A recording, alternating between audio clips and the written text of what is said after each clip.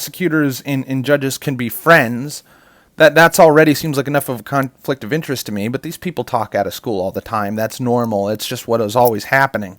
But when both guys have an on paper, in press releases, on camera, on national news, saying, I have a bias towards this case that I will pursue, and then they're allowed to be in every position of power in order to subvert and usurp the law to seek a biased result in the case, that can't be allowed to happen.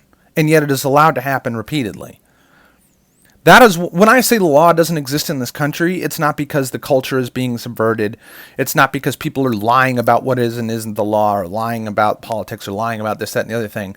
It's because these progressives, communists, social democrats, whatever you want to call them, the fucking new Democrats, the Justice Democrats, what these people are basically socialist communist infiltrators. They are anti-white, anti-America, and this is not an exaggeration of any kind. These people are openly hostile in their own words towards the concept of this country and the concept of whiteness. And these people are getting into district attorney jobs and judgeships. They're getting elected in all these places because guys like George Soros, but George Soros is not the only kind of ultra-rich banker who's doing this, is going into districts and races for district attorney and judges and commissioners and whatnot. And it's a race in some area, some county, where the average campaign funds in order for people to run against each other is an average of around $50,000. And a guy like George Soros will go into this race and back the socialist, Democrat, fucking terrorist candidate to the tune of, $10 to $12 million. You show up to the fucking race, you got 50 grand. This guy's running 2 commercials per fucking second on TV. It's on radio. There's billboards everywhere. There's teams and teams of people knocking on doors. And you want to wonder why.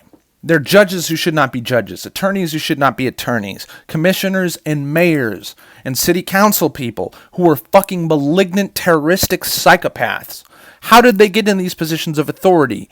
Because money in politics, the only thing progressives are right to be afraid of, except for they're the ones who use it, to the tune of light years ahead of any Republican anywhere, as well on top of fucking ballot harvesting and illegal votes and election fraud every single time, every single place. It wasn't just the 2020 presidential. It was in Arizona. It was in Georgia. It was in many counties around the country.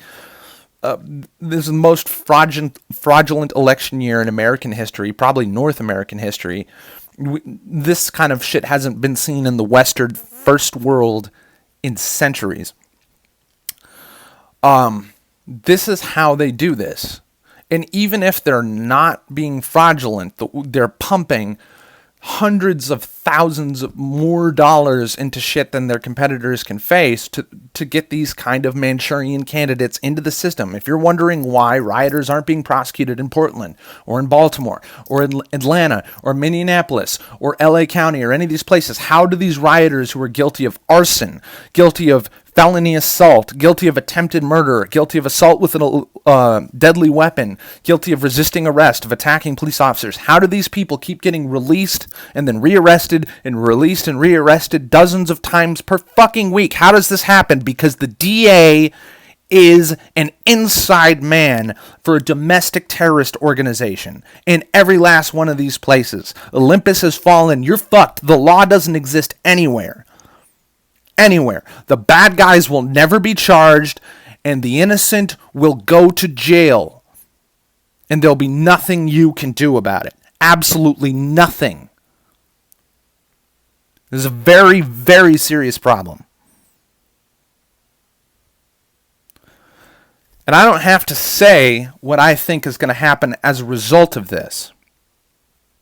You know that I know that you know that I know what's going to happen when the government is completely illegitimate and is owned by terrorists with the intent of not just destroying this country, but killing you, of imprisoning you, of torturing you, of killing you.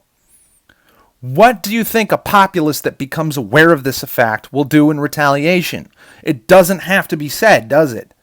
And in fact, Talking about it, even just speculating on what could be happen, could be perceived as well, something that gets this account terminated and gets the FBI knocking on my door.